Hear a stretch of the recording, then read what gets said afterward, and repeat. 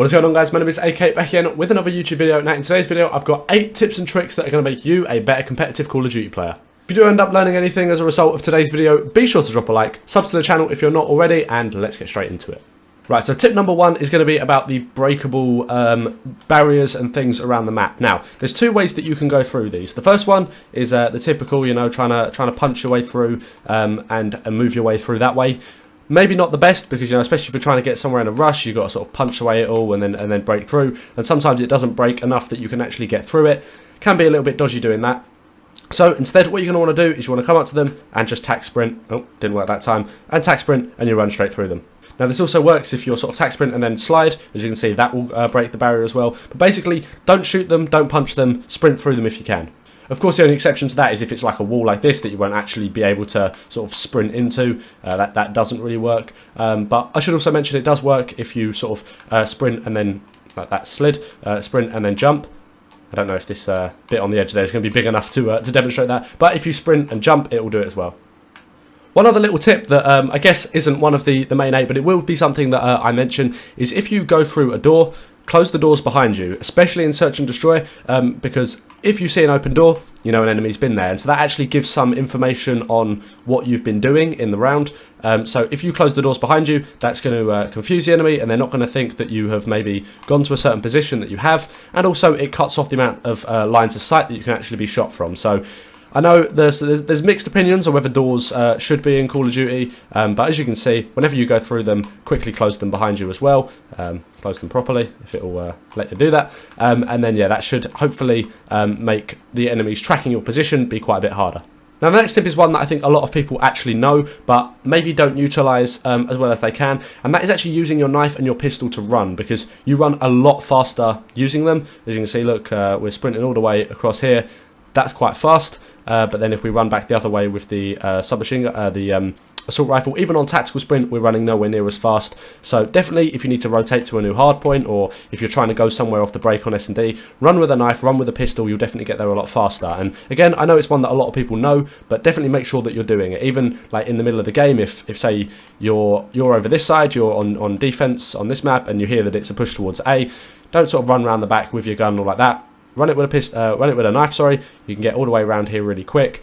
And I will just throw in a little bonus spot that I like on this map. Come to the back corner of the tank and jump up on there, and then you can watch the plat from over here. Good spot. I'm sure you probably know about it, but yeah. Basically, run with a knife, run with a pistol. Another quick little thing, if you do run with a pistol, make sure you are using the fleet proficiency. That gives you extra movement speed, as well as makes you swap between your main gun and your pistol a lot quicker. So that's going to be quite useful as well. So tip number 3 is going to be one that if you have been watching the channel for a little while, you'll actually already know about this one. It's one I mentioned back in Black Ops Cold War, but again applies in this game, and that is actually using tactical sprint or YYs to actually increase the speed at which you reload. What I'll do is I'll shoot, I'll reload, and then I'll hold down the trigger and show you how long it starts to take shooting again. So we'll do that now. So shoot a few bullets, we'll reload. I'm holding the trigger down now, and as you can see, that is how long it takes, or that's the earliest that you can start shooting again. However, you might notice that in the bottom corner, it actually goes to 30 bullets in the mag, a little bit before, maybe like half a second before it actually lets you shoot again. So what we can do to sort of counter this, actually, is we can shoot, and then the moment it goes to 30, you sort of start the tactical sprint, and you move forward, and that'll actually sort of push you out of reloading, and then from that, you can then start shooting a lot quicker. And when performed properly, this is what that looks like. So we'll reload, we'll do that, and then the moment that goes 30, we'll tactical sprint and then shoot. So as you can see, you can shoot quite a bit quicker than if you hold the trigger down and sort of wait for the character to actually finish the animation. So sprint out, and then you can start shooting again. Now this does also work for YYs, so you can reload, and the moment it says 30, you do YY and then pull up the gun. Not as fast and not as sort of easy to do, but if you wanted to give it a try that way, then you could do that as well. Now I should mention, in order for this to work, you have to come into the settings, and in controller, and then under gameplay, you have to make sure that your sprint cancels reload is on. And for the first tip, I should also point out that your sprinting door bash should be on as well. And one final thing while we're on the subject of settings, automatic tactical sprint, I say use it. I think the idea that it should be GA'd is completely ridiculous. I don't want to have to buy a new controller every week, and anyone that's pushing for it to be GA'd basically is just old and can't handle the fast pace of modern Call of Duty. So shouldn't be GA'd, and I'm not going to be funny. I think you should use it. Sorry, just had to get that off my chest. Tip number 4, again, I think one that a lot of people do know about, whether they use it enough is another thing, and that's using both your nades and your stuns on every life, because you get to use them every life, and there are no trophy systems in this game, so you can actually get a lot of information out of them. So definitely make sure that at every opportunity you're throwing stuns for information. Again, as you can see, they can be used to open doors, things like that. So say you want to challenge a gunfight from a distance, you can use your stuns and your nades to sort of break open doors. And sort of use that to your advantage. But definitely make sure that you're using both your stuns and your nades every round, or every life in hardpoint, things like that, because they're great for information and also can help you get kills. Now, tip number 5, this is going to be using sound to your own personal advantage. So there's quite a few things in this game that actually make sort of audible cues that the other team can hear. So that includes picking up the bomb if maybe a teammate's died and then you go to pick up the bomb off their dead body. That you can use as an order that you can hear, the other team can hear that. Planting and defusing the bomb are also both quite loud, and of course coming through doors, opening windows, all these things you can hear in game. So to many people they see that as a disadvantage, but to the good skillful players they actually use that to their advantage. So say it's a 3v4 and the one player on your team that's died was the bomb carrier, you can pick up the bomb off their body and you will instantly know that wherever the enemies are, they know where you are.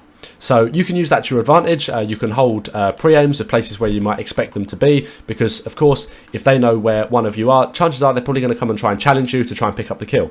And again, the same thing goes for planting and defusing. So the bomb site is down here on Search and Destroy, just in a team deathmatch at the moment. But if you want to start hopping the bomb, so that if you think they're perhaps sitting close, start that audible cue. They think they're going to have to check the bomb because, of course, can't just let them defuse, and then you could come back to any position and sort of watch them push, because they're going to have to, because of course if they don't, then they assume that you'll probably be getting the defuse. So all these little things, same with doors, if you're breaking this and then you come around here, they're going to come around that corner, challenge that, and then you shoot them in the side. All these little things and that you can sort of do to use those audio cues against them when they think they've got an advantage, but actually you're using it against them. So give that a try.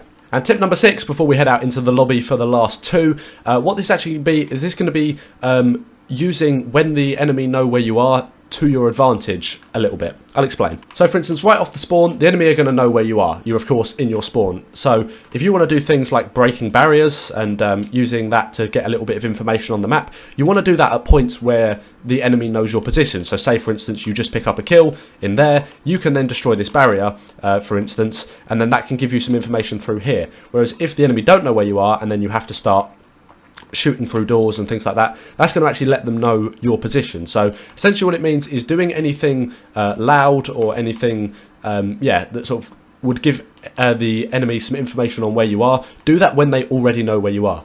So say for instance you plant the bomb here, but you want some sort of information over seeing if they're pushing on that side of the map. The moment you plant the bomb, come and punch this window down, and then you can sort of see where they are. Whereas if before you plant the bomb, you punch that down, they're then going to know that you're at the bomb, and so getting that plant down is going to be a little bit harder. So essentially do anything that makes loud noises when the enemy already knows where you are. So that's once you've picked up a kill, when you've planted the bomb, perhaps when you've picked up the bomb, in any of those sort of situations. So the next tip is actually going to be explaining which operators you should use, and yes, there is a right answer. In fact, there's 3 right answers, and they're the 3 that don't make any sounds or any grunts when they actually take full damage or climb up ledges and all things like that. I know Beatrice is one of them. I think potentially this end character on the Sentinel group is one of them as well. I don't know, you'll have to try for yourself. I always use Beatrice because I know this one is a sort of a silent operator. So give them a try, and I think there's 3 of them. But say for instance Wade, I played a lot with him in pubs, he's not silent. If you climb through a ledge, if you take full damage, it makes a loud noise that the enemy can hear. Whereas Beatrice and the 2 other silent operators, they don't make a noise. So basically, you're going to want to pick one of them, it will put you at a massive advantage. The next tip, also with the operators and your weapon camos as well, is don't pick anything ridiculously obvious and that stands out massively from the colours of the map. So for instance, if you're on, what's the snowy map, Damansk, you don't want to run the red operator skin that you can see in the background here. That's not a great idea, just because you're going to be very obvious and very easy to see. The same goes with weapon camos. As you can see, I've got a nice red and white spotty camo on here. Probably not the best, but for instance, if you're running, I don't know, whichever of these camos is particularly bright, like a bright blue camo, you're going to be quite easy to see. Now, I know visibility isn't that bad on this game, but definitely if you want to put yourself at a little advantage, run the operator skins that are relatively the same colour of the map, and again with the camos might help out a little bit. And the final tip is if you're playing with a team, make sure that you all run the same operator and use the same skin with it. This way it's going to be very hard for the other team to actually work out who's who, and then when you're re-challenging gunfights and doing that sort of thing, it's going to be a lot more confusing for them, working out who's one shot, who's not, all that sort of thing. Just makes it very confusing for the other team. So at the start of the game, all agree to run the same operator with the same skin, and yeah, that's going to be very confusing and very annoying for the other team.